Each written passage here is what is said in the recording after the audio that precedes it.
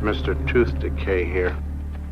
You know, making cavities used to be easy, but it's getting harder now. And mostly because of grass! Grass fights cavities, so I'm gonna fight grass! Now, grass got fluoride in it, and Crest is always telling people to watch the treats, have checkups, and brush off it with grass! Fluoride. It is hailed by the Centers of Disease Control and Prevention as one of the 10 great public health achievements of the 20th century. In fact, for over 60 years, the American Dental Association has stated that brushing with fluoride toothpaste will prevent tooth decay. But is this true? Is there more to this story than what we've been told? Triumph over tooth decay. Procter & Gamble announces Crest toothpaste with Fluoristan, its exclusive fluoride compound, world's greatest weapon against decay. Look, Mom, no cavities. Yes, Crest toothpaste really cuts down cavities because Crest has fluoride. The same fluoride dentists put right on teeth to prevent decay. With Crest, you put this fluoride on your teeth at home, too. Prevent cavities. Use Crest. Crest is accepted by the American Dental Association.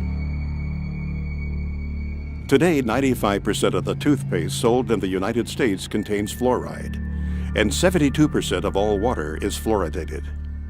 Fluoride is safe and effective, and it's one of the most inexpensive ways to really cut down on dental decay.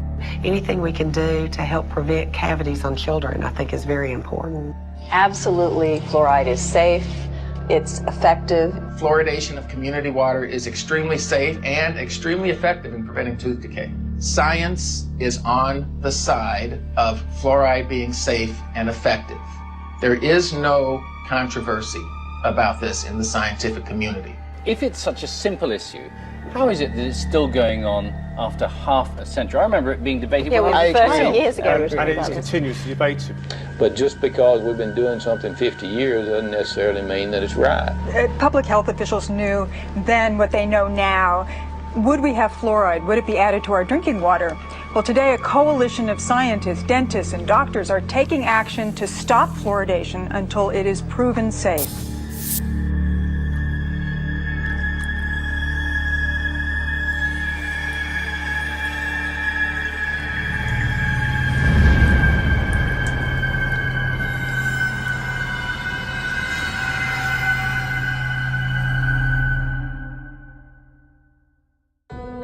The first widespread commercial use of fluoride was for the eradication of vermin. Since the 1800s, sodium fluoride has been a key ingredient in rat poison and insecticides.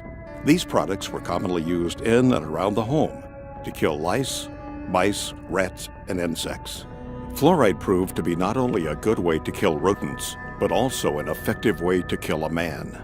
As the use of fluoride became more popular, reports began flooding in of people dying from ingesting this toxic substance.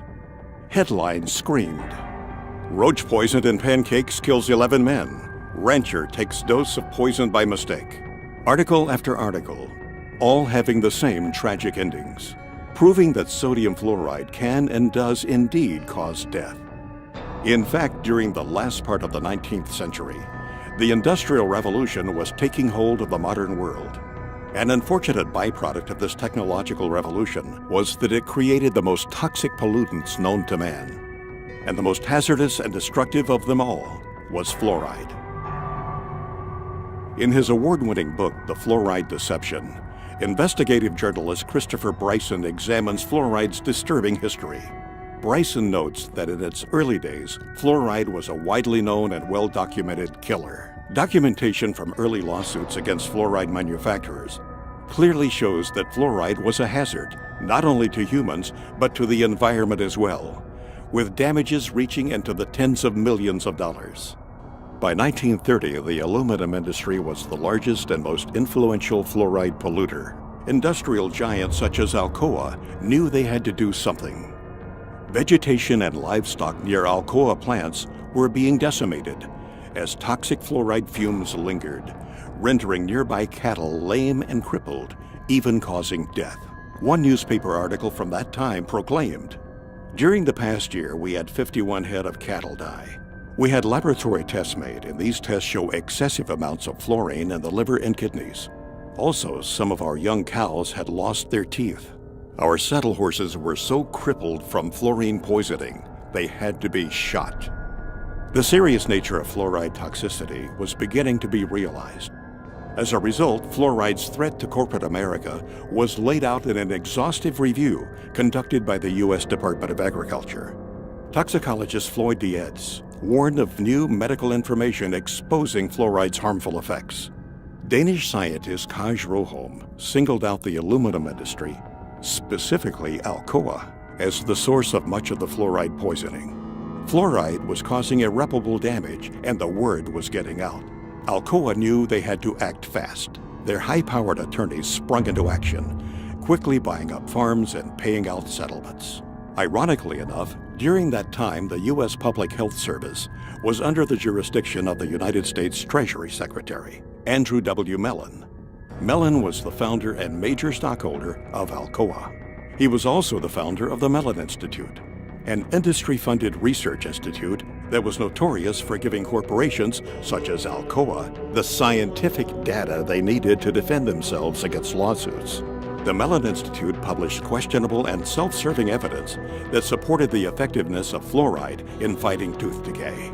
In doing so, the Mellon Institute rats had put a smiling face on what had been a scientifically recognized environmental and workplace poison. It was an aluminum industry-funded scientist, Dr. Gerald Cox, who worked at the Mellon Institute, that first made the proposal to artificially fluoridate public water supplies.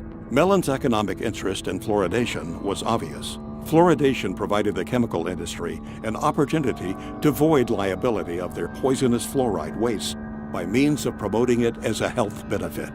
The official human experiments began in Grand Rapids, Michigan on January 25, 1945. 107 barrels of sodium fluoride were delivered to Grand Rapids, where city technicians began tipping them into the city's water supply. They were the first to publicly fluoridate their water. It was to serve as the test city, and its tooth decay rates were to be compared with those of non-fluoridated Muskegon. The study only lasted 5 years. There are no permanent teeth in a child born at the beginning of the study. It was an unblinded study. They did no measure of safety, and they claimed that there was a tremendous benefit to the permanent teeth. Well, there weren't any permanent teeth in the children that were born at the beginning of the study, and soon thereafter they fluoridated Muskegon, the control city. It's a phony baloney study used to demonstrate the benefits, where there are none. Unfortunately, fluoride's ugly side has almost entirely escaped the public view. As Bryson points out, historians have failed to record that fluoride pollution was in fact the biggest legal worry of the industries that were involved in developing the atomic bomb program. As some may remember, the Manhattan Project was a secret program which brought the atomic bomb into existence. But what most people are totally unaware of is the fact that fluoride was an essential element in the production of the atom bomb. There was a guy named Harold Hodge that was the chief toxicologist for the Manhattan Project, and basically, in order to create the nuclear weapons, they needed massive amounts of fluoride. He was hired as a toxicologist or part of the team to determine, is there going to be any toxic effects of fluoride in this project? Really what they were worried about is they were worried about lawsuits. They knew that there was negative effects of fluoride. They had to basically invent this whole scheme so they could use the high levels of fluoride in the Manhattan Project to create atomic and nuclear weapons.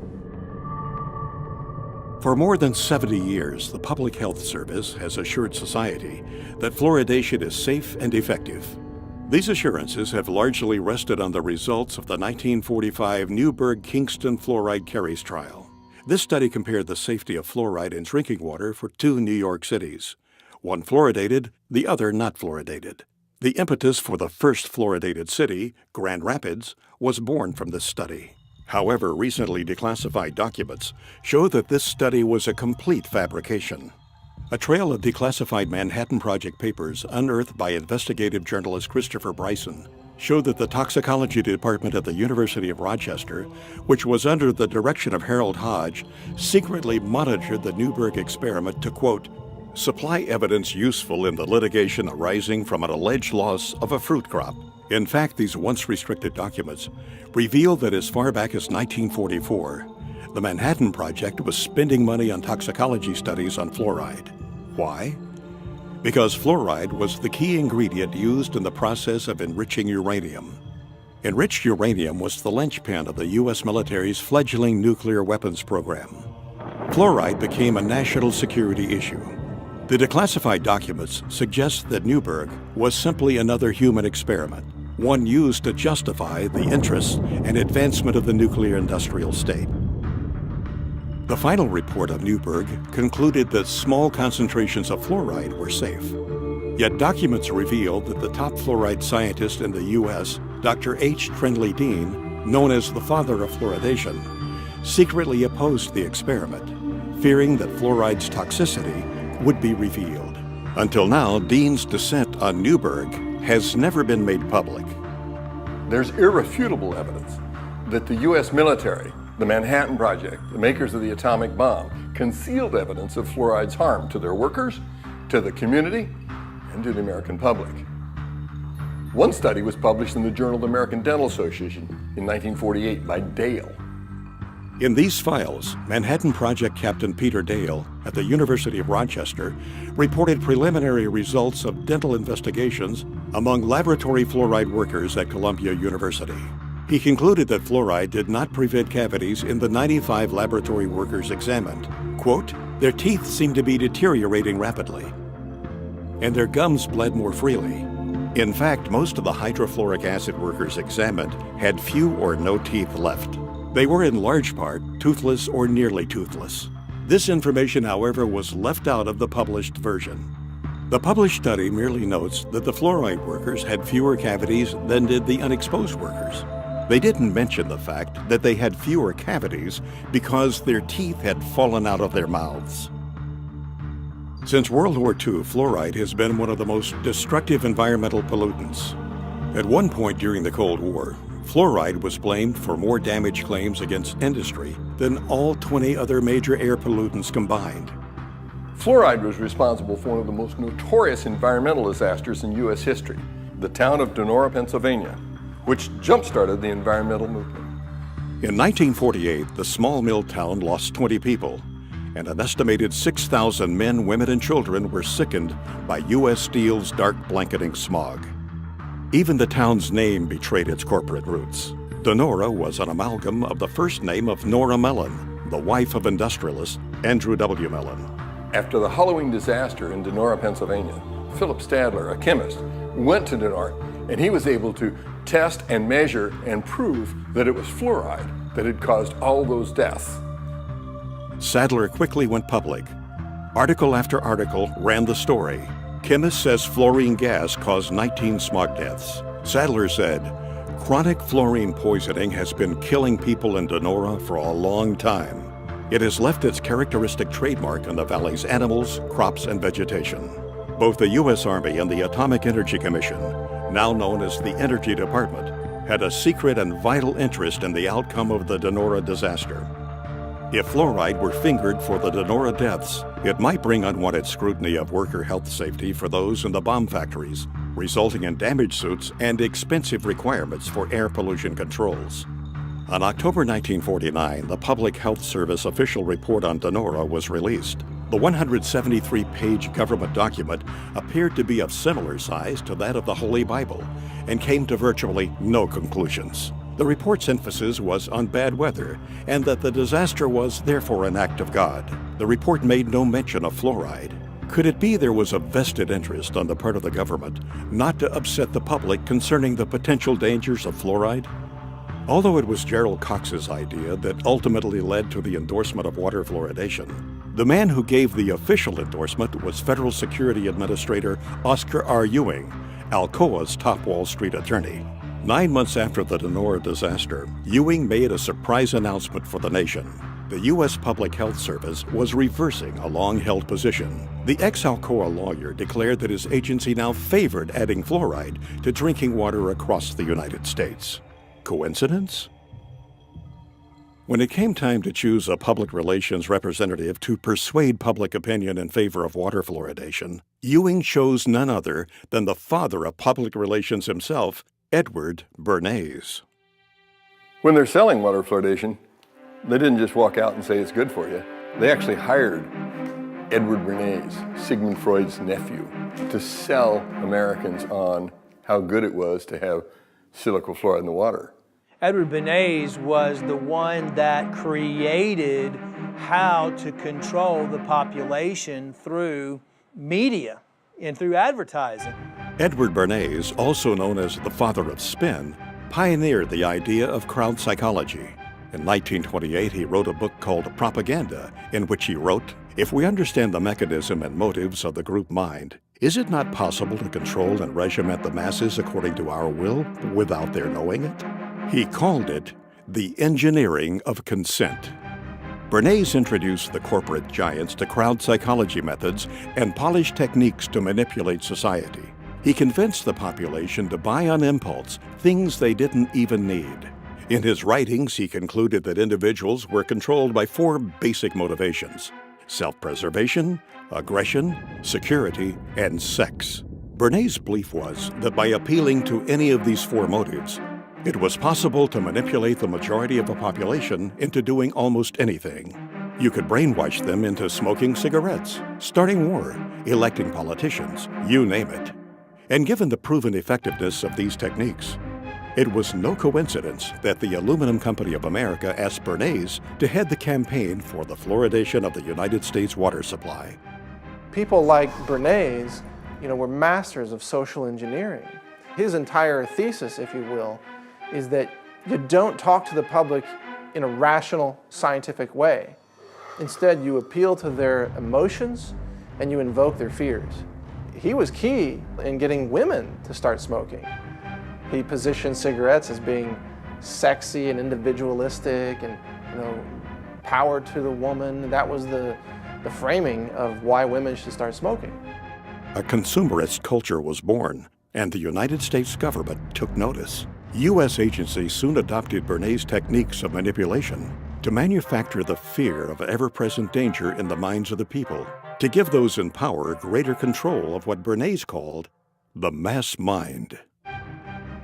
He went on to propose in his book Propaganda, those who manipulate this unseen mechanism of society constitute an invisible government, which is the true ruling power of our country.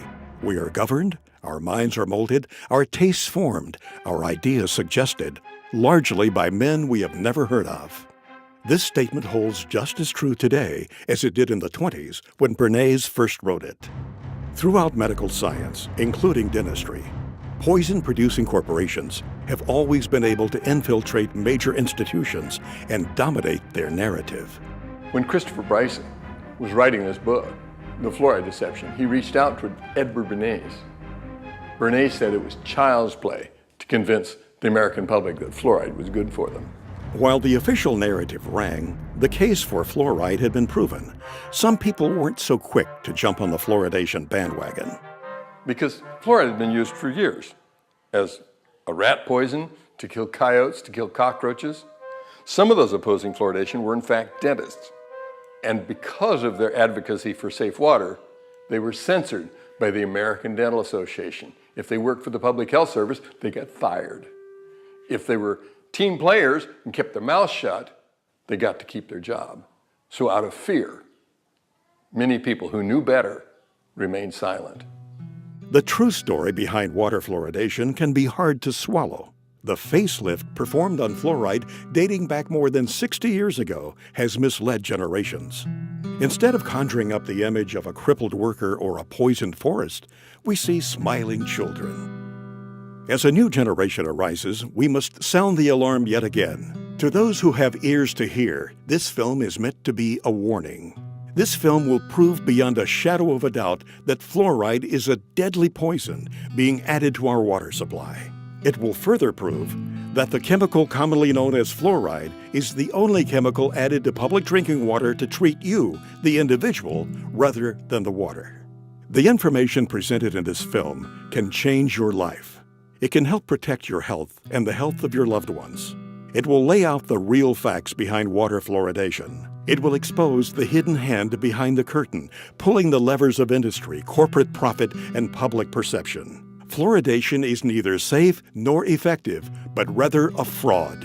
And honestly, one of the biggest hoaxes ever perpetrated in human history. To say things like tobacco is harmless, fluoride is harmless.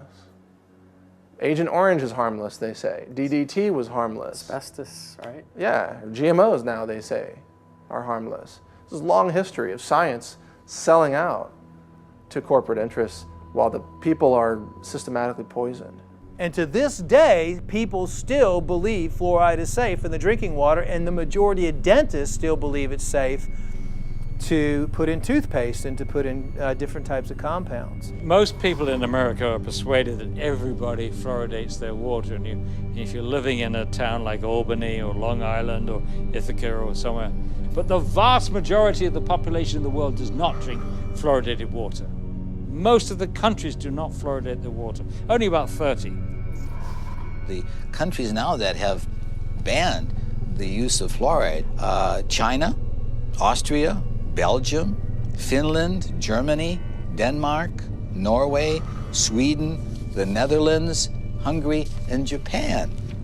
All these countries have said that fluoride, number one, is ineffective and toxic and should not be used. We are still using it. There's something wrong here. I think it's time that we become aware and do something about it. How come our country that's supposed to be, quote, so smart, uses it? Well, there's something going on here.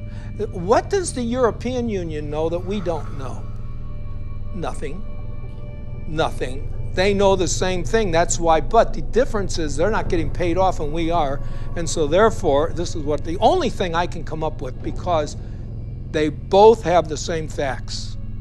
They both have the same facts. Fluoride is toxic. Fluoride is not helping your teeth. If it was really helping your teeth, why do we have all these dental problems? It's not at all. How come you can go to primitive societies around the world that never had even seen fluoride, and they have perfect teeth? Why are we having all these learning disorders? How come we're having autism? We're having all these things we never had before. Well, why don't we ask that question and answer it honestly? Answer it honestly. 98% of Europe does not fluoridate. Only 8 countries in the world have more than 50% of their population drinking water. America, Australia, New Zealand, Ireland, Israel, Singapore, Malaysia, and Colombia. Only 8. I think Europeans have come to their senses on several issues, not all of them, but on many, GMOs being one of them and fluoride being another. They've rejected these things because they're looking at the evidence. America tends to be way behind the curve on really recognizing reality in the realm of fraudulent hoax science. Our CDC and the liars in Washington, D.C. have only had success in countries that speak English for the vast majority of the disposal of their hazardous waste product. That means that you and I and our children in the United States are the largest consumers of hydrofluosilicic acid. Call it what it is. Hydrofluosilicic acid, what is that? Hydro is water, fluo, fluoride, silicic, sand, and it's missing an electron. It's acidic. It'll kill you. You take your hand, dip it in like that, and you're gonna die. Hydrofluosilicic acid does not occur in nature. It's a man-made molecule. And it eats through concrete, glass, stainless steel, fiberglass, plastic. You name it, it'll eat it. So why are we putting that in the water? First tonight, hazmat crews from all across our area responded to a chemical leak this afternoon in Rock Island.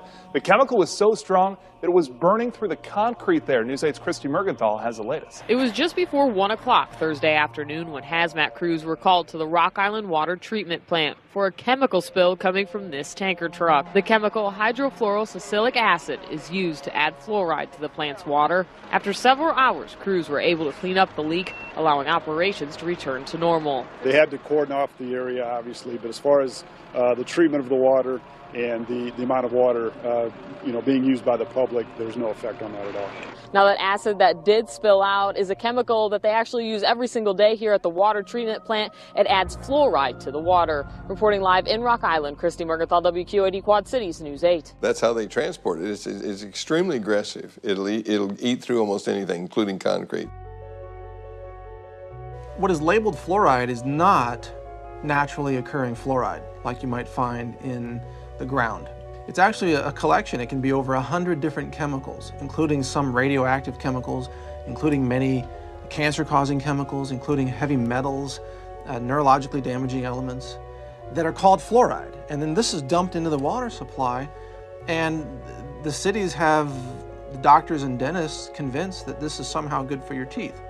Fluoride is really a clever way for industry, the mining industry, chemical processing industries, aluminum smelting and processing industries, to eliminate their toxic industrial waste without having to pay for it to be handled as industrial waste. They just slap a new label on it, fluoride. They sell it to cities, and the cities dump it into the water supply. Basically, it's a hazardous waste byproduct of the manufacture of phosphate fertilizer. It's a mining byproduct. They dig up this rock. This rock is no good as is. So you mix it with sulfuric acid, and this produces soluble phosphate, and that's what becomes the fertilizer. It's a byproduct that they can't do anything with. It's a poison, so they sell it and make fluoride out of it. It was a fraud. It was a scam from the get-go. It is a means of getting rid of fluoride. You allow industry to use your water supply to dispose of their hazardous waste. It's a disposal mechanism. It's a major industrial waste pollutant. They were trying to dump it into the rivers that were going out into the ocean in Florida, and boy, they stopped that. They said, you're polluting, you're killing the fish, and which they were. For 100 years, they decimated the local vegetation, crippled the cattle, damaged the citrus groves in Florida. It was costing them a fortune to handle this as a very serious industrial waste. And so they're helping Cargill get rid of their hazardous waste problems. Cargill is the largest privately owned corporation in the world. They were also the largest producer of hydrofluorosilicic acid.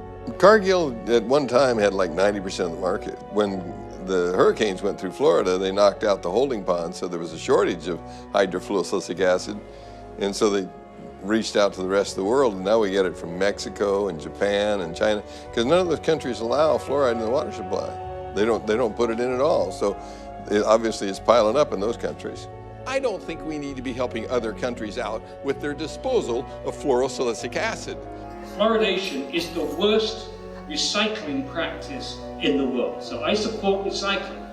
But to take the hazardous waste from the phosphate fertilizer industry, which cannot be dumped into the sea by international law, and cannot be used locally because it's too concentrated, and to take that product and put it into our public drinking water is sheer lunacy. It's bizarre. I mean, George Orwell, Kafka could have written this play. It's lunacy. There are 250,000 tons dumped annually in the water supply. Does that sound like a big figure to you? If you had 1 ton and were worth over $1 million, you'd be a poor person by the time you got rid of that ton. It's extremely expensive to get rid of. Is there anybody that you know that might be willing to talk to us, perhaps a whistleblower, somebody who's been injured or? Yeah, there's a guy who wrote a book, Toxic Torts, the tell-all book about the phosphate fertilizer industry, Gary Pittman. He'll tell you the story. Is that where's he out of? In Florida. That's where all the phosphate mines are in the United States. That's right. Paul, looks like we're going to Florida, buddy.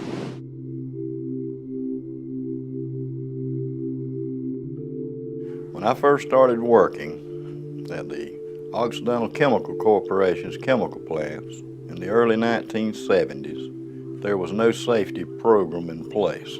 The only equipment you had to wear was a hard hat and safety glasses. And we didn't wear the safety glasses half the time because it wasn't enforced. The environment was very dirty. The air was filled with dust and toxic fumes. We worked 8, 12 hours a day, sometimes longer, sometimes double shifts in those conditions. When you're 18, you think you're invincible. Had a physical by their doctor, and he actually put on my application a perfect health specimen. Mistakenly, you tend to believe that somehow you're invincible and blindly step into harm's way without a thought about the future consequences. I started working there when I was 18. I was in excellent health. I quickly rose to a supervisory position and was making about $50,000 a year. However, my success came at a high price, my health and well-being. My first and last job was working for Occidental Chemical Company in the phosphoric acid plants in Hamilton County, Florida. So Gary, what made you write this book? I wanted to leave a history behind on what happened to me and some of the co-workers here in this county. And it kind of gives the inside look at a phosphate plant, mainly the chemical plant where phosphoric acid is made. Former employees of Occidental Chemical Corporation have filed a lawsuit against the company. They say they have life-threatening diseases because the company did not follow safety procedures. Paige, they have diseases like leukemia, emphysema, and toxic brain syndrome. For years, doctors struggled to diagnose them, but finally they found a common link. It was the phosphate plant they all worked for. Gary and several other former employees are suing Occidental for failing to provide adequate safety education and gear. One woman's husband died of bone cancer before his battle could make it to court. They messed up my life. They messed up everybody's life, and they're continuing to mess up other people's lives.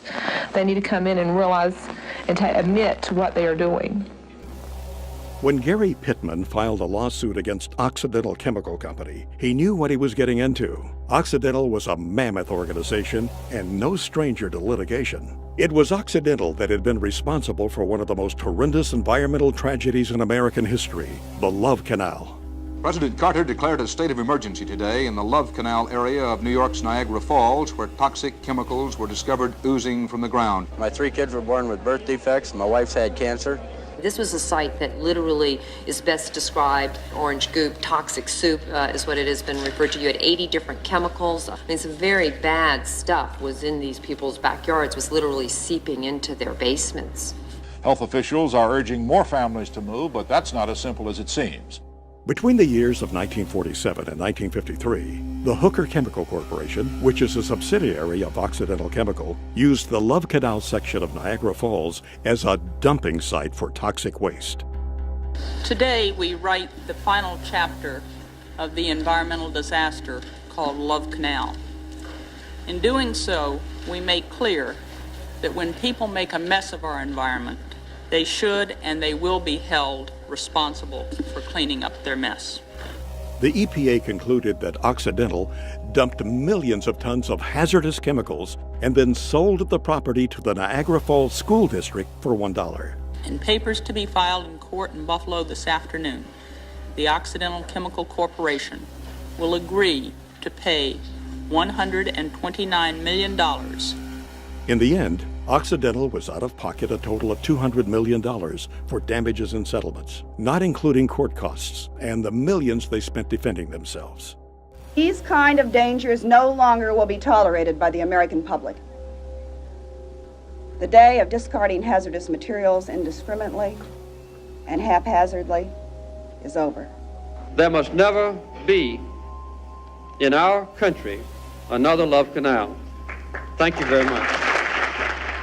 But in reality, this $200 million spanking to a multi-billion-dollar-a-year company is far less severe than a parking ticket to the average person. Occidental had a pattern of disregard for environmental issues. In the summer of 1979, the New York Times reported that Hooker's plant in White Springs, Florida, was convicted of polluting the air with fluoride.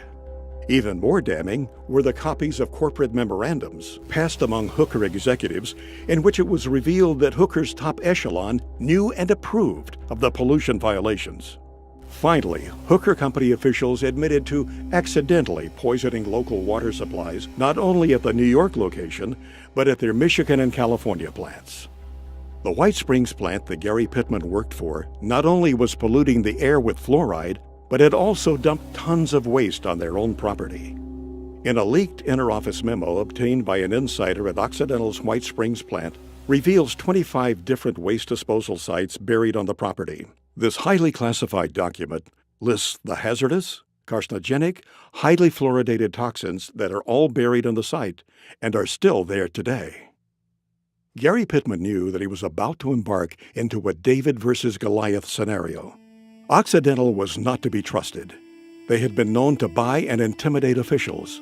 They provided financial support to the campaigns of certain political candidates and owned judges. Gary had only 12 lawyers against Occidental's prestigious law firm, Holland & Knight, which at the time consisted of 540 of the nation's top lawyers.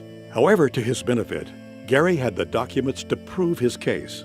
He also had a stellar record within the company and was known as a company man. He was a loyal and hardworking employee. The last thing he had ever imagined doing was to sue the very company that had provided him such a good life. In spite of this, Gary felt as though he had no choice. He was sick and couldn't work. So Gary named a price that could make him go away, and Occidental accepted. In the end, Gary settled out of court with Occidental, but his health problems still linger. The phosphate industry is one of the biggest industries in Florida. It brings in billions of dollars each year in profits.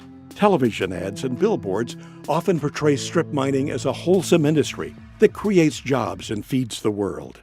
However, a closer look reveals the extreme toxicity to our environment and health.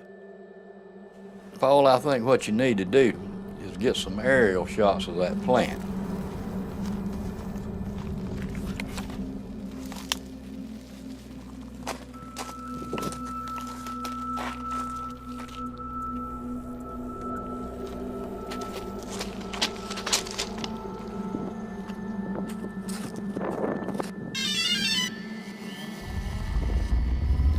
Because you cannot see the devastation going on from just riding down the road. If you could get some aerial shots of that plant, I could point out what's going on, what's happening, you know, and point out where a lot of the pollution's going on and stuff like that. What people don't realize is this is where hydrofluorosilicic acid starts, because you have to mine the rock, you have to make the phosphoric acid, and hydrofluorosilicic acid is made from the fumes off the phosphoric acid. Then it's put into the city's drinking water. I worked out there my whole life, basically, and I never seen that good of shots. You don't see this on Google Earth. I mean, you just see an overview and you get the idea that those are there, but...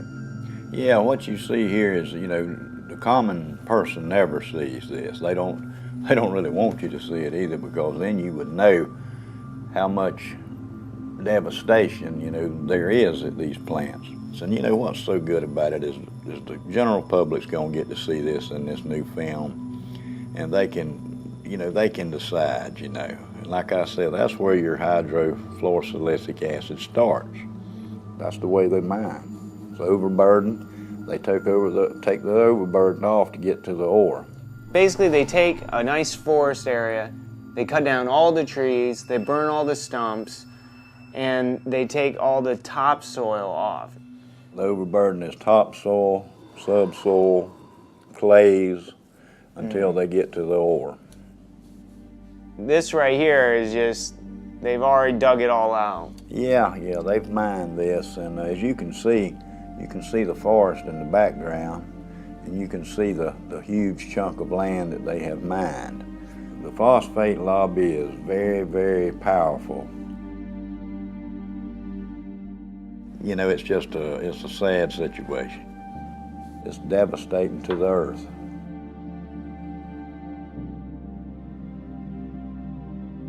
This water, this coffee-colored water, it's just hard to describe how bad it is. You know, when you call it water, it's not really water. It's so laden with so many different chemicals, and it contains many elements such as cadmium, chromium, mercury, nickel, beryllium, arsenic, fluorides, lots of fluorides. Lead, and I heard it even has it has radioactive elements in it too. It is radioactive. Uranium-238, radium-226. It also has traces of polonium-210, Very contaminated stuff. A lot of people don't realize that this is some of the worst contamination at a phosphoric acid chemical plant. Where this was all located was wetlands. If you have a wetland, you'll have a heck of a time trying to get a permit to go into a wetland, you know, to do anything. You know, if you want to dig a pond or whatever, they're not going to give you a permit. But somehow these people got permits to dig up all this wetland, and they claim they'll reclaim it, but it'll never be reclaimed like it once was. It's just, there's no way. They will reclaim just enough land, and they'll have a little show place so visitors, and they can go show them what they've been doing. Yeah, we've mined this out, and now this is what we've done. Mm-hmm. And you know, for what they've destroyed out there, you know, what a 10 or 15 or 20 acre plot they've reclaimed. Nah, they're not going to reclaim it. What they'll eventually do, and this is just my prediction, is they'll change the name of this place and they'll form a corporation, and they'll call it something like White Springs Phosphate. And then when they finish mining out the rock, they'll bankrupt.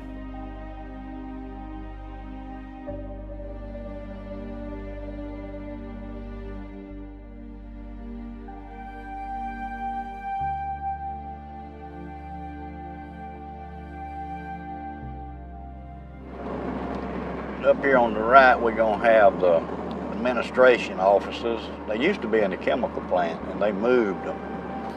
They used to eat the pantyhose off the women's legs. Wow. It says, "To whom it may concern, I worked at the above-named company, Occidental Chemical Company, White Springs, Florida, in 1968 and part of 1969. Our accounting department was located in the admin building, which at that time was located at the chemical plant. Many mornings when we employees would get out of our vehicles, women, our pantyhose would dissolve off of our legs. It was explained to us that it was a chemical fallout, not to worry. Our boss would see that each of us girls would get $1 to get us another pair of pantyhose. The chemicals also would eat small pit holes in the paint on our vehicles. Years later, they moved the admin building away from the chemical plant to out by the main road. And there's several more names here of other girls that could testify to this. So there's three things you can see from the space station, and that's the Great Pyramids of Egypt, the phosphogypsum stacks of Florida, and the Great Wall of China. And that's how large they are. They have them in South Florida and Central Florida that are 400 acres big. It's a huge operation. They dig cubic tons of rock a day. What is with the water up there? The pond water is water they use for the process, and it's recycled. The water's used over and over, and it gets stronger and stronger and more contaminated. How do they contain it? Just by building a dam like that? A dam around it, and that's what I was fixing to tell you. There's no liner under that stack. It's right on top of the ground, and it is leaching. Sure it is. Through the groundwater. Yeah, I read somewhere about a sinkhole that took place. The reason the sinkhole developed is because the acidic water eating away the limestone. And once the limestone gives way, you're in the groundwater. Wow. Because in Florida, when you drill a well, you have to go through the limestone to get to the aquifer. Sure. When that 84 million gallons fell through in there, it contaminated all this water around. It had to have. Like I said, you know, it's just a matter of time before, you know, you have a sinkhole like that. It's just a weak point. Wherever there's a weak point in a cavity in the limestone is where the bottom falls. Eventually going to happen. Yeah, in all of them. In all of them. It's just a massive, massive operation. Yes, it is, and if you'll see, there's sections in this phosphogypsum stack. Mm-hmm. When the sinkhole caved in one of these, it was one of these sections. It wasn't all of it. Only that one section was 87 million gallons. Whoa. So you could multiply that times 4. You know, that's just a lot of toxic waste to be going into the aquifer. In addition to this recycled toxic water up there in those ponds, those ponds you call them, they're, in addition to that, they're taking fresh water too, right? Of course, they use a lot of fresh water because, see, this is the main thing that they don't want you to know, is what they call the water balance. It just makes them nervous if you start talking about the water balance. What do they add back when they need water if it's leaching? Right. It's going away. So they have to add some fresh water to keep the process going. Right. The phosphate industry uses more fresh water than any other industry in the state of Florida. You know, and sometimes they have to release water out of those toxic ponds. Where do they put it? They put it in the creeks and it runs into the Swanee River. Now what they do to it is lime it to bring the pH up so it don't kill the fish immediately. The Swanee River, they claim, is a pristine waterway. But if you ask the Fish and Game Water Commission in Florida, they'll tell you not to eat over one fish out of that river a month. Wow. Because of lead and mercury and chromium and cadmium. They won't tell you that, but that's why. Yeah, that's why. This is just a lot of the documentation I've reached through the years. What really caught my eye was, like we had talked about earlier, the 1972 through 1979 misrepresenting environmental data. And they charged them $575,000 for emitting 10 times the amount of fluoride allowed by law.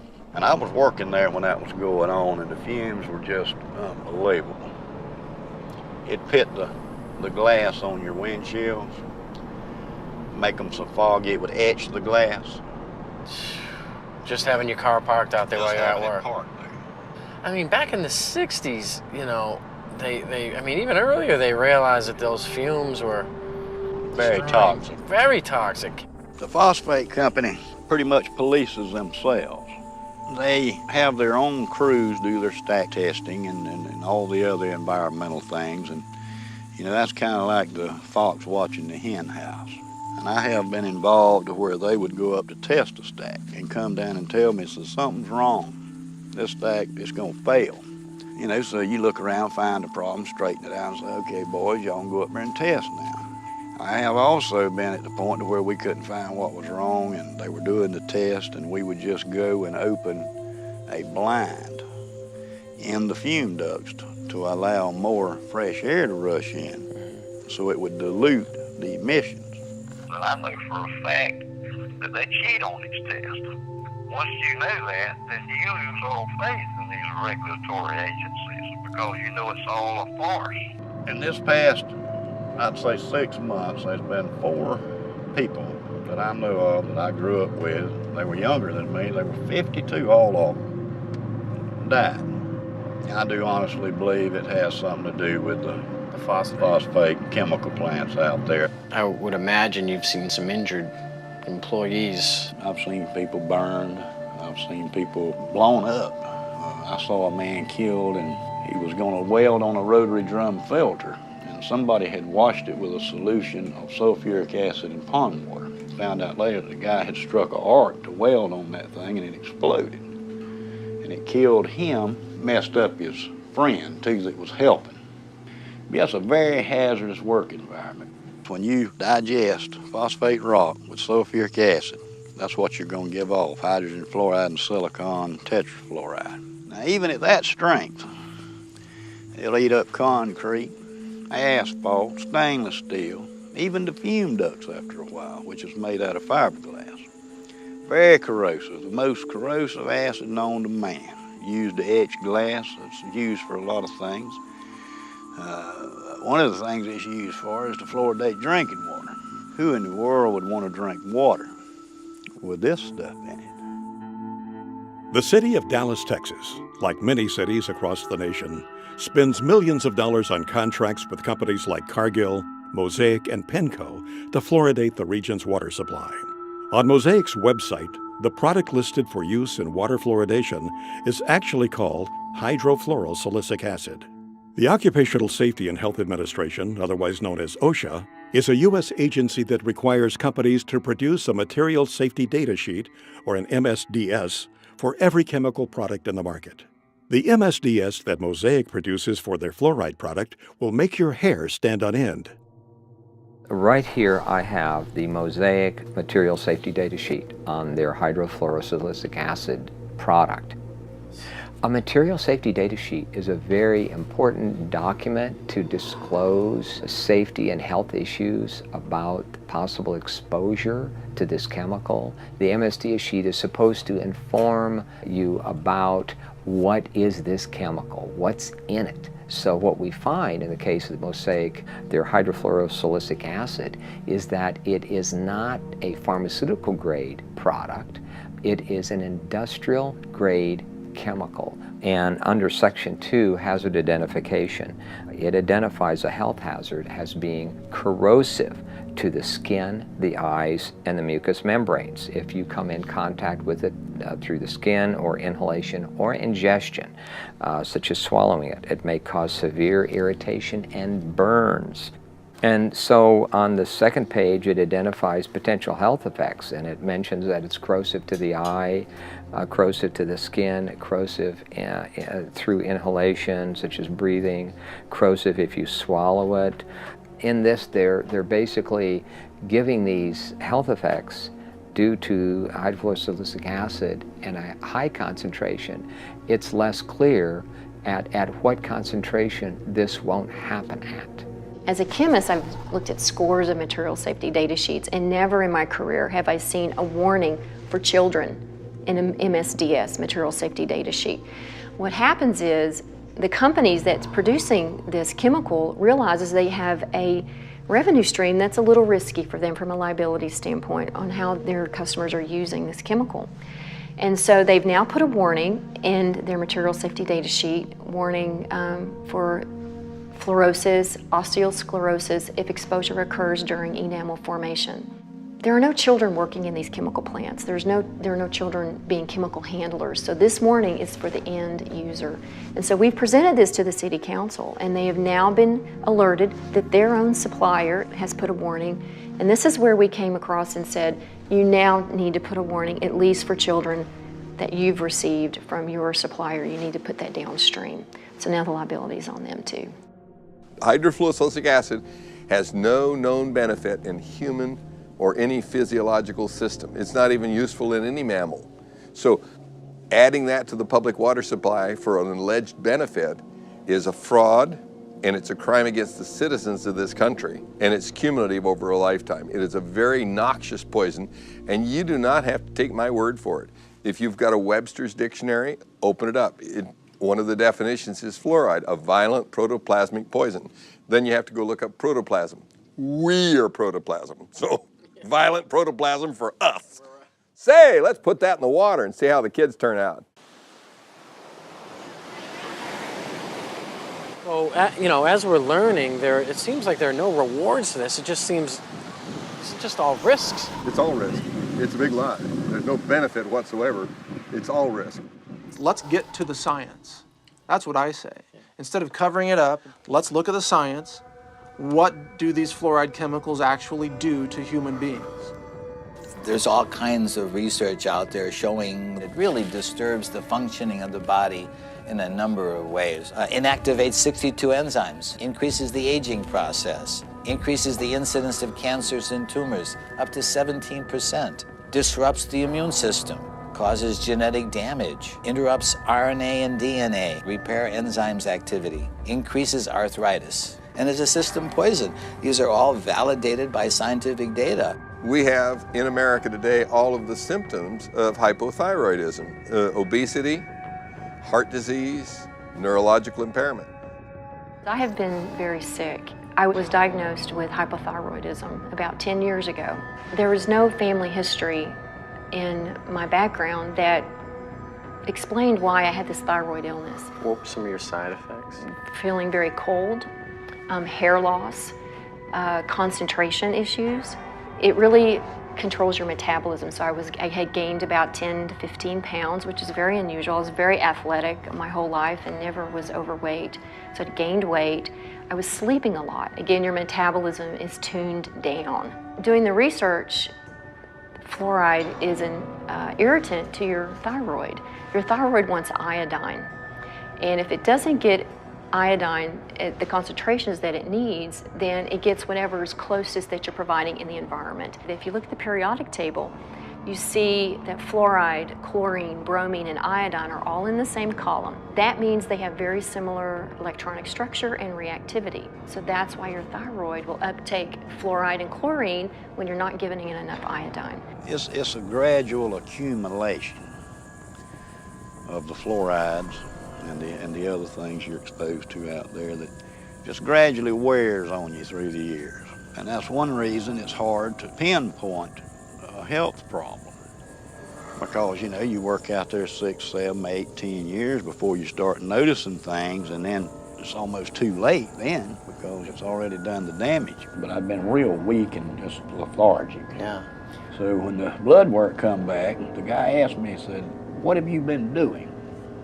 I said, "Nothing. The last few days I've been laying on the couch at home, you know, I ain't felt well." He said, "You sure you hadn't fell off of a building or something?" He said, "Look," he said, "you have a muscle destructive process going on." That was exactly what he told me. And I said, what does that mean? And he said, "You got a muscle destructive process going on and there's nothing I can do to help you." One of the key questions is, if you run the world and you don't want competition, how do you shut down people's consciousness? How do you do that? Well, you put poisons effectively into the water supply that compromise these gateways of consciousness. And fluoride is one of the most powerful poisons that is routinely used for this purpose. The pineal gland is actually kind of located in the center of the brain, and it secretes two hormones, DMT and melatonin. Melatonin actually regulates your sleep cycles, and it's kind of like a feel-good hormone, which also helps regulate your puberty, and it helps regulate all your hormone structures inside your system. The pineal gland to me is so important because it's been regarded as like the third eye, and even in Egyptian times they call it the eye of Horus. They call it the pineal gland because it kind of resembles a pine cone. And if you look at the staff that the Pope has, it has a pine cone on it. And if you look at statues throughout the Vatican and throughout history, you'll see the shape of a pine cone, and you'll see symbols showing the importance of the pineal gland. Now, the pineal gland is also regarded in some religions as the seat of the soul, or it's your gateway or your connection to God. If you know that the pineal gland is the consciousness of the human, and that could be your connection with God, why not take it out? And the fastest and easiest way to take out the pineal gland and to calcify the pineal gland would be with fluoride, because fluoride has an affinity for those areas in the body that produce calcium hydroxyapatite. Today in the United States, children are reaching puberty much earlier in age than they did in the past. Some evidence indicates that fluoride, via its effect on the pineal gland, could be a contributing cause to this trend. In 1997, Jennifer Luke published her PhD thesis on fluoride in the pineal gland. In her dissertation, she conducted animal studies and concluded that fluoride exposure has been found to cause early puberty in females. Similar findings have been reported in 2 epidemiological studies of human populations that are drinking fluoridated water. The first study was conducted in 1945 during the Newburgh versus Kingston fluoridation trial. It was discovered that girls in fluoridated Newburgh were reaching menstruation on average 5 months earlier than the girls in unfluoridated Kingston. But the result was not thought to be significant at the time. In 1983, another study was conducted in which a man with the last name of Farkas reported that girls living in highly fluoridated towns began their first menstruation cycles at a much younger age than girls living in less fluoridated areas. When the pineal gland is calcified, it causes an onset of puberty. In my documentary, Crippling Waters, one of the ladies in there, we called her the star, a 9-year-old girl. Take a look at her. Does she look 9? She's exposed to high fluoride in her family's well water. Her dad, who's only 20 years older, is starting to bend over like this and starting to become crippled. he can't put his hands above his head. The calcification of the pineal gland is an adaptive process so that that child can have babies by the time she's 14 because she's going to be crippled by the time she's 40. Fluoride's role in earlier puberty needs more thorough investigation. When one considers the seriousness of a possible interference by fluoride on a growing child's pineal gland, it underlines the negative and dangerous effects of fluoridation.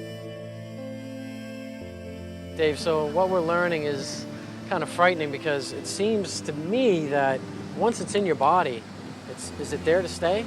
Yes, you can't get it out. You can cut some of the harm by mitigating the damage and avoid it like the plague, but you really can't get it out because it's stuck in your bones.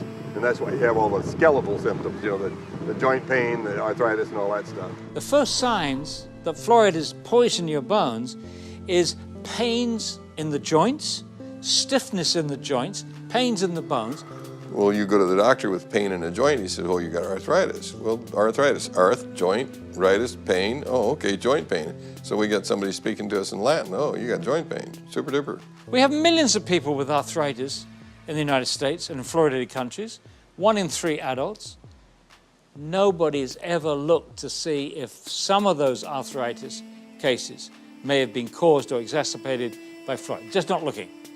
Are bones with more fluoride stronger or less strong? And the answer is less strong. And they got studies where they tried to give them a dose of fluoride, sodium fluoride, to cause an increase in bone mass. It did, but it weakened the bone itself. So those are case-controlled studies. That's the gold standard in medicine. So we have case-controlled studies showing that if you give people fluoride, it accumulates in their bones and it causes the bones to become white, opaque, increases the bone density, decreases the bone tensile strength. And they actually took bone that was removed from people for the purpose of replacing a joint or a hip, put it in a little device here where you put a weight on there and snap it, and they showed that the more fluoride in the bone, the quicker it snaps. Have you ever wondered, how come everybody has hip replacements, knee replacements? I mean, you can go on and on. I can think back when I was a kid, that didn't happen. You didn't see all these crippled people. I mean, you saw a few, but it wasn't common. I mean, how does it end up in our bones? Is it that where our body just finds? It's calcium-rich tissue, so your body parks it there because it's got to dispose of it some way, otherwise it would kill you. So it parks in the bone, and then it kills your bones. What it does once it fills up with fluoride, you get little spikes on the outside of the bone. If you take a hand and take a bone and run your hand up and down a normal bone, it's slick, and that's because muscles move around on the bones when you're running or jogging or lifting weights and all that stuff. Your muscles are moving around on your bone, and it's slick, so it doesn't hurt. Well, if you make that bone the texture of sandpaper, then when the muscle moves around, the fascia tears, and it hurts to move. And so fluoride accumulates in calcium-rich tissues, which are bone, ligaments, cartilage, joints, and teeth. So you have to look at this as if you have a lifetime body burden, and the less you're exposed to, the longer you can go before you develop symptoms. The first most irrefutable symptom of fluoride exposure is pain. And that's what we saw. My wife and I filmed a documentary in China. And pain was the hugely significant symptom that they all had. They couldn't even work. And you know, in China, if you don't work, you starve to death. Have you ever heard of dental fluorosis? No. No. It comes when somebody's overexposed to fluoride. It's awesome. That's a picture of very mild dental fluorosis. And so is that. You know, that young girl came to see me to get that fixed because she doesn't think that's beautiful. She thinks that looks bad when she smiles. And I think everybody else agrees with her. They say 41% of American teenagers have this condition. So this is the white spot. So it's been there. It's a little scary, you know, knowing that many people, we don't even know, you know, what's in our water. Fluorosis can become more severe than a simple white spot. In severe cases, it can deform a patient's teeth. When you see spots on the teeth like this, that means you gave the child enough of a poison that the cells that were making that organ didn't make it right. They made it wrong. When I was a child, I was overexposed to fluoride. There are streaks of that in my teeth. So you learned that early on then? I knew, yes, those teeth are very brittle, and so I have cavities more frequently in those teeth than other ones that don't have the evidence of the fluorosis. Maybe you've seen it. It's white, chalky spots on your teeth. And I was told that those are calcium buildups. From the fluoride. Okay. I don't think I had really, really strong teeth to start with, but I did have some teeth that they just broke. The last time this happened, I was eating a baked potato, and it broke 2 out. Baked potato. A baked potato, and it broke 2 out. Did you notice anybody else in the plant losing teeth? Yeah. We talk about it a lot at the plant. So the ADA, the people in office, the people who are in these regulatory agencies, they're aware of overexposure to fluoride causes dental fluorosis, correct? Yeah. They know of that, right? And they know that dental fluorosis, the teeth become weakened, they chip, they fall out. Brown, spotted, ugly, wear away real fast. Yes, they know all of that. We took California, we took the whole state. There's no difference in dental care costs for welfare from one end of the state to the other, regardless of the amount of fluoride in the water, whether it's 0.1, 0.2, 0.3, no difference. So if there was a tremendous benefit, you ought to be able to see that, and it doesn't show up at all in the computer data. So that's why they won't debate you. And although fluoride can help with your teeth, if either chemical is consumed in high amounts over a lifetime, it can lead to cancer, skin conditions, bone disease, and other health issues. There is a recent lawsuit in Maryland, it's a federal lawsuit, a woman who believed the medical establishment at the time when her daughter was an infant. She gave her daughter 90% of her diet, intake of water was this fluoridated baby water. And so the daughter grew up with severe fluorosis, and to get that corrected, dental restoration is about $100,000, and they can't bear that burden. So they are suing Nestle and Gerber. So putting it in a baby bottle when the child doesn't have any visible teeth, there's no way on God's green earth that can have anything except a negative impact on that child. It will damage that baby's teeth.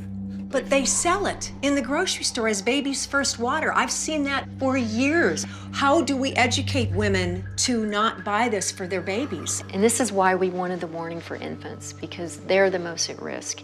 They drink their weight in water within 2 or 3 days. If you and I did that, we'd be drinking 22 liters a day. I mean, it just goes back to the whole, these regulatory agencies that are supposed to, be kind of looking out for our best interests, and as you know, they're not. There's no reason for the FDA to allow them to sell this as a food. It's a crime. I hope they're punished someday. I say they have a duty to warn. They have a duty to warn you. Not one manufacturer of formula says, by the way, don't use the tap water. Women, infant, and children, WIC program. We contacted them. They refused to tell mothers not to use the tap water. And you know what she said? It would damage the fluoridation program. Fluoride is safe and effective, and it's one of the most inexpensive ways to really cut down on dental decay. Fluoride is safe and effective. Fluoride is safe. Fluoride is safe and effective. Well, there's a study from 20 years ago showing infant mortality was higher in fluoridated communities. Is that why? I don't know. Why didn't they do a follow-up study? I think that would be interesting to know. Children have died, you know. There's been a case of a child who swallowed this. The dentist left the room. The parents didn't know. The kid swallowed it, had to be rushed to hospital. They couldn't save him. He died. So yeah, it's very toxic substance. There's no question about that. Is that the kind of stuff that a responsible parent would be putting in their child's hand? FDA in 1997 required manufacturers of toothpaste to put this warning label on it. It's the same as you'd have on a loaded .38 caliber pistol. Keep out of reach of children. And only use a little pea-sized amount, which is about the same amount that would be in a bottle of water. And if that amount is swallowed, call the Poison Control Center or seek professional help immediately. So if I drank a bottle of water, should I call the Poison Control Center too? This is just insane. So this is what 2 different organizations say. One says, don't swallow it. Why did they put that on there? They put that on there because there were 10,000 calls a year to the Poison Control Centers from children made ill by swallowed toothpaste. 10,000 calls, and you know for every call there's 5 that didn't call.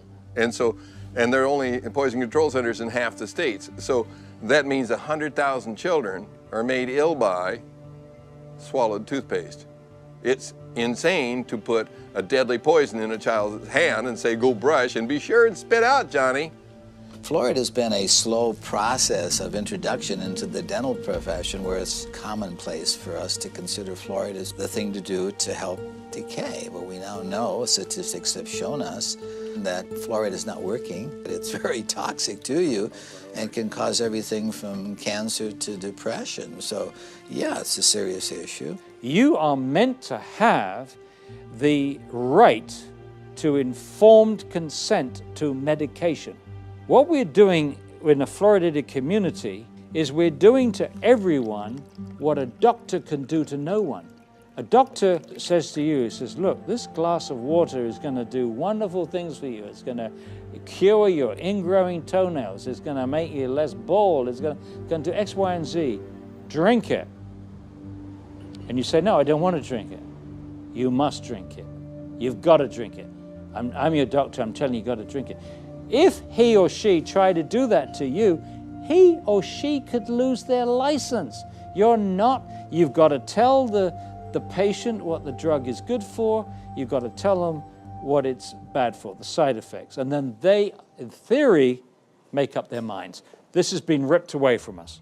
Water fluoridation is the dispensing of a drug. This is not chlorine. This is not any number of the other chemicals that are used to treat the water. Fluoride is being put in specifically to alter you physically, to make a physical change in you. Fluoride is a drug, is a medicine. This is the only thing anywhere in the world that gets added to the municipal drinking waters to actually treat the human.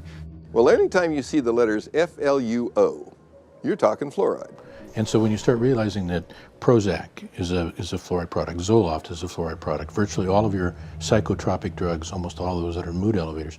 And one of the reasons being is because it has this tremendous capacity to affect serotonin. Serotonin being the chemical that goes from one neuron to the other brain neuron. And so when we looked at the selective serotonin reuptake and when basically an inhibition of the serotonin to be taken up, that's the fluoride that's doing that. Prozac is fluoxetine. It's a fluorinated psychoactive. Matter of fact, almost all your psychoactive drugs are fluorinated drugs. They put it in there both as a carrier and an accelerator of the effect. The actual active ingredient in Prozac is fluoride. Prozac is made almost entirely from fluoride molecules. It is, like SSRI drugs, are similar molecularly to some of the elements in fluoride. Remember the school shootings in Columbine, Colorado? Yes. They were on SSRI drugs. Those drugs make your mind think that you're not living in the real world, that you're actually just sort of experiencing a false reality. And I think fluoride has much the same effect. There's tons of products that are pharmaceutical products that, in some cases, the fluoride is just being used to what I call potentiate it, to actually make it a stronger one. Fen-Phen, which was the diet drug that was taken off the, well, why did they take it off? Well, fenfluramine, you can hear the fluoride part in there. The fenfluramine was the part that actually made the thickening of the heart valves so that they pulled off. Amazing part about it is Rohypnol, the date rape drug. A lot of people just call it that. The roofie. Okay, yeah, right? Roofie. Yeah, and so what does that roofie do? Basically, it causes an anterograde amnesia. Well, okay, that's a fluoride product, so how does it do that? Well, we probably should have guessed that it would do that already anyway, because if you went in and had surgery, general surgery right now, knock on wood that you don't have to ever do that, but if you were, they would give you 4 molecules of fluorine and 2 of bromine and 1 of chlorine, and that's what knocks you out during that time. So the truth is that when you start looking at all the pharmaceutical uses for it, that it's just amazing all the things that that are around us all the time that we didn't recognize or that we didn't see. There is absolutely no drug on the market that's given in a one-dose-fits-all situation. We don't put other things in the water to try to keep everybody's blood pressure down or everybody's stroke risk down. And there's no reason why we should be trying a one-size-fits-all approach for this either. Once you put a medicine in the drinking water, you can't control the dose because you can't control how much water people drink. You can't control who gets it. It goes to everybody. If you ask a pharmacist if there's any drug in his store that was safe enough to give to everyone, young people, old people, sick people, people with poor nutrition, give it to them in any dose, they'd laugh at you. It's ridiculous. There's no way you can give out a medicine without being able to control the dose. And one dose cannot fit all, and you can't give a medicine to everybody. You are forcing it on people who don't want it. There are people in this audience who've spent far more time researching this issue, including David, myself, and many other people in this audience, and they stated categorically to the mayor, to the city councillors, we do not want you to force this medicine on us. We have the right to informed consent to medication. That's a very important right. This is a violation. It's being violated every day in this country to over 200 million people. There needs to be informed consent. We have that with all other medications. When we go to the doctor, he or she gives us the information of what the side effects are going to be. With fluoride, there is no informed consent. There is no safe dose for this one-size-fits-all medication that they're doing to us. Now, all of those issues are important, but the one that really concerns me is the impact of fluoride on the brain. A study panel for the EPA listed fluoride as amongst 109 chemicals for which there was significant evidence of neurological effects. It has definite impact on the neurons, which is the nerve parts of the brain. You don't just grow those back. It's not like, well, I cut myself, so now I'm renewing my cell. It doesn't happen to the neurons. There are so many ways that fluoride could be damaging the brain. We know this from animal studies. Dr. Phyllis Moulinex exposed rats to fluoride to work out its effects on the human brain and the central nervous system. What we did was we exposed them, let them drink the fluoride in the water for 6 to 20 weeks. The pattern that we saw, it typically is what we see with other neurotoxic agents that are well known to cause a hypoactivity or a memory problem or an IQ problem. When I first presented the results of these studies, one of the individuals sitting and listening to the results, he says, "Do you have any idea what you're saying?" And he says, "You're telling us that we're reducing the IQ of children." Look, the first opponents of fluoridation in this country in the 1950s were biochemists. These biochemists had used fluoride in their experiments to poison enzymes. And they, including Dr. James Sumner, who won the Nobel Prize for enzyme chemistry at Cornell, and he said, fluoride poisons enzymes. You don't want to put this substance into the body. Poisoning enzymes is what makes people sick. Poisoning enzymes is what kills people. It's highly likely that you're going to get subtle effects on the brain that the parent is not going to notice. No wonder that our children can't read and write. It's no wonder because we're damaging their brains with a stupid preventive dentistry program that doesn't even work. We have behavioral studies, and we have 24 IQ studies, 24 studies which now show an association between fairly modest exposure to fluoride and lowered IQ. They've actually got it down to a 1 milligram dose of fluoride causes a 0.59 loss in IQ points. The average IQ is 100. So if you're 95, you're in the back of the class napping because you can't understand what the person in the front is saying. And you're going to get a nice job pushing the broom around. So what if you got twice that dose? Okay, you're down to 90. So what they showed in studies in other countries is that you lose all your genius out of your society. You've damaged the intellect. But new research from China supports Dr. Moulinex's conclusion that fluoride affects mental development and IQ levels. I've heard a great deal about a chemical that can be used on the teeth to help prevent decay. Is that a good thing to use? It certainly is. We use a fluoride solution, and we have evidence that for some people... 50 years ago, American government scientists had clinical evidence that fluoride affected the central nervous system. But all this was kept secret.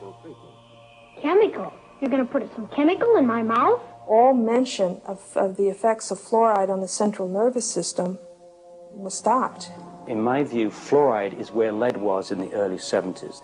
That argument lasted about 10 years, and it was finally proven that, yes, low levels of lead, lower than caused visible symptoms, was in fact damaging a child's mental development. I think the same thing's we're going to find with fluoride. As someone who has gotten off of fluoride, I can tell that my thought processes and my concentration is higher. And so when you damage the IQ of the children, you lose your place in the country as a leader, and we have. And that's because of the damage that our government has allowed to happen to the intelligence of our children. If there wasn't research out there that's shown conclusively that it affects the brain and the neurons, that it affects the immune system, that it affects the bones, and it is incorporated into your body, fluoride bonding is strong. You get something with fluoride bonded, it's not easy to get it off. Well, what's going on? Fluoride is now in thousands, and I really mean thousands of products where it has worked its way in, and I don't understand why. I had a good friend of mine come up to me one day when I still lived in the Valley. He says, Karen, he says, look, there's fluoride in Cocoa Pops, and there's fluoride in Fruit Loops, and there's, I'm going, what?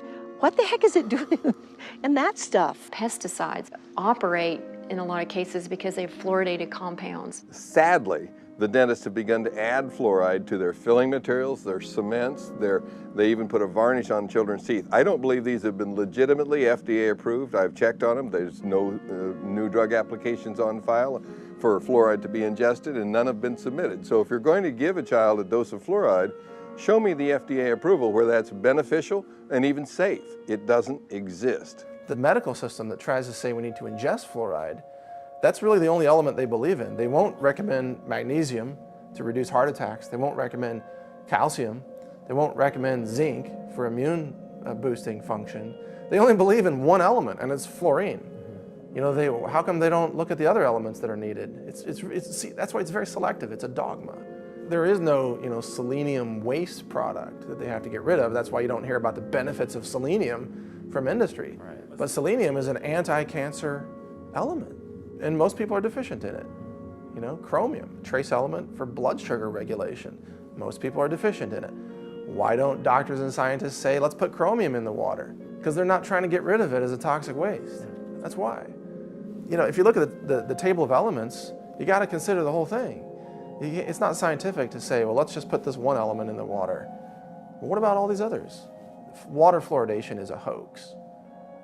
It's not scientific. It's not good medicine. It's not public health policy. It's a desperate attempt by certain industries to eliminate a toxic poison by feeding it to the people and calling it public health when it's clearly waste disposal. It comes down to this? Yeah, the government's paying 35 dentists at the Center for Disease Control to go out and promote the addition of silicate fluoride to the public drinking water. So it's making a lot of people who can't do dentistry money. Where money and power are is a magnet to criminals. And so Washington, D.C. becomes a vortex of evil. And I'll tell you, when you're controlled by a few people, which is the government, who controls the government? Money. Big money. And if they're about money, then we have a conflict of interest. We want our children to grow up healthy and strong, and they want to make profits. There are solutions out there. There are answers to this. There's a ways to get around and possibly clean up your system. What can we do? The best thing you can do is look at what the body's made of, which is water. Every living substance is composed of water. People ask me, what's the easiest, simplest way to start regaining my health? I say, change the water. When you start flooding your body with water, if you have no access to anything else, no supplements, and eating clean foods, which would mean raw, organic fruits and vegetables, and if you have access to superfoods, which would be like chlorella, spirulina, blue-green algae, stuff like that, I still think that distilled water is the best. I recommend adding organic apple cider vinegar to their distilled water because what it does is it brings it back to life. When you distilled water, you lose all the minerals in it. It's a clean water, but it's not an active live water. So what I do and what I recommend, you can get a distiller for $300 or $400 and run your tap water right through the distillation unit and fill up your 5-gallon water containers. And then every time that you fill it up, put a little cap full of organic apple cider vinegar in there, the raw kind, and then you're getting vital nutrients, live enzymes, probiotics, and it's just one of the cheapest, most effective ways to regain your health or to just, you know, give you a lot of good, active, live nutrients, and it brings the water back to life. But you know, the big problem is you can get the best water in the world to drink and cook with, but what are you going to do about your shower? In fact, I would even say don't shower in tap water. That's so toxic that, look, where I live now, I'm drinking and showering in either rainwater or well water. If we have the ability financially to purchase these filters and these purification systems, it is the most important investment you could make for your family. You really need to invest in yourself, in your food, in what you're drinking, and more than you are your clothes or your electronics or your car. It is the priority. When you accumulate all these chemicals in your body, you have to do something to get rid of it. The antidote to fluoride poisoning is calcium, magnesium, vitamin C, selenium, and iodine. And you can get rid of it with perspiration, which is saunas. You can get rid of it by drinking more water and having it go out in your urine. The right diet can bind to those elements and help clear them out. I'm not drinking any more water with fluoride. I'm not eating foods with fluoride. I'm not cooking my pasta rice soups with that fluoridated water. So I completely took it out of my diet. Considering the fact that fluoride toxicity has become a huge problem, kind of teamed up with Alex Jones and his staff over there, and I was asked, what can we do? There's no product on the market that targets specifically fluoride detoxification or fluoride cleansing. So I was asked to put something together that would do that. It's really a combination of 6 of the most potent compounds we could find working together in unison to help you eliminate or detoxify fluoride from your system on a regular basis. This product is something that people can take on a daily basis or take on a weekly basis or take to help their body naturally eliminate fluoride from their system. There are 2 strategies for really getting fluoride out of the water supply. One is that you can have the citizens, protest, go to the city council meetings, rise up against the chemical tyrants, and demand clean water. Just demand clean water, that's it. And if more people would do something like this, instead of just turning a blind eye, that's what's wrong with our country. People see wrongdoing, but they just pass it by, let somebody else take care of it. So I imagine you're kind of going to be the Lone Ranger standing up and saying, I don't want my water medicated anymore. We should be calling our congressmen and trying to say, hey, what are you doing out there? What are you doing around the well? That's our water. I should have to choose if I want fluoride in my water. Why am I demanded that I have to have fluoride in my water? If enough people will contact their legislators, contact them either through phone calls, through snail mail. I mean, if they get enough of that on a particular issue, by golly, they do set up and take notice. Go there and bitch, because that's your public servant, okay? Last time I checked, they work for you. You got to get a lot of people angry enough that they'll go out and stand in the rain and tell the city council that they're not going to get reelected if they don't do what we tell them. They're not going to keep their seat if they continue to poison our water. If you follow the democratic process, then this issue has already been solved. Unite and let's make it happen, because I was thinking about it today, and I'll just wrap with this, but I was thinking about it today because I knew you were coming over, and I just sat there and I literally just prayed to God. I said, God, I don't know there's got to be a way. Open up a way that we can help this nation and the world get its health back. And let health be the #1 priority and profits that's next. Not profits over health. And let's let people get the truth. This is all about us taking our world back. It's the time to scream louder, to be bolder, and to show them that we cannot be afraid. It's time that the people stand up, the silent majority, for their health. Get it out of your community, and then you can drink the water at home, you can drink the water in your office, you can drink the water in the restaurants and in friends' houses, and so you don't have to worry anymore. The alleged reason for adding fluoride to the public water supply is to reduce tooth decay. But tooth decay isn't caused by a deficiency of fluoride. It's caused because there's scum on the teeth and bad diet. So the real solution is to take something like a nice toothbrush that was invented by C.C. Bass, cram it in the gums, and knock the scum off. So if you really wanted to reduce tooth decay, you'd make sure that every child had a big handful of toothbrushes and knew how to use them.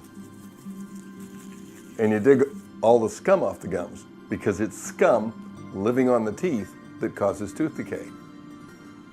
I don't want to poison the scum, I want to scrub it off the teeth and then not feed it. So you don't give it sugar, white flour, and bad food, processed foods. You give it good foods. Then you will have wonderful teeth and abundant good health. Is there hope? There's always hope. I mean, that's what I tell everybody. Even when I had cancer patients, I always say, listen, there's always hope. When you feel healthy, you feel self-confident. And when you feel self-confident, you feel successful. So regardless of how bad things are, you can never lose hope. I mean, you always have to know that there's always change and there's always things you can do. Even if you do one tiny thing every single day, you're still positively changing. And if you tell one person, or if you pass an email out, or you share information, once we hit critical point, which we're almost at, it's like the 100th monkey phenomenon. The mass consciousness will change. And I believe we're almost there. So never give up, and always, no matter what, never give up hope, because that's what you have. I just want to thank you from the bottom of my heart. You're such a sweet, sweet soul. Again, Charlie, thank you so much for letting us come by here today. Well, I would just like to say, great speech, man.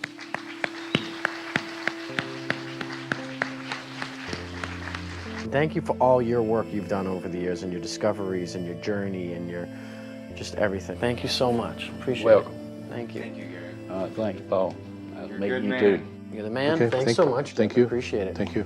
It's been a treat. It's a pleasure to talk to you, and I'm hoping that this will get the message to more and more people. Now, this is fantastic. It's going to be a great educational tool, and we appreciate you being here. And thank you so much, and we'll look forward to seeing you again. Likewise, thanks for having me. You guys are incredibly powerful, and I want to say thank you for what you're doing for all of us. I really wish this project the greatest success. People need to hear this message from all of those that you've interviewed. This is powerful information, and I imagine that in 50 years, people will be watching this.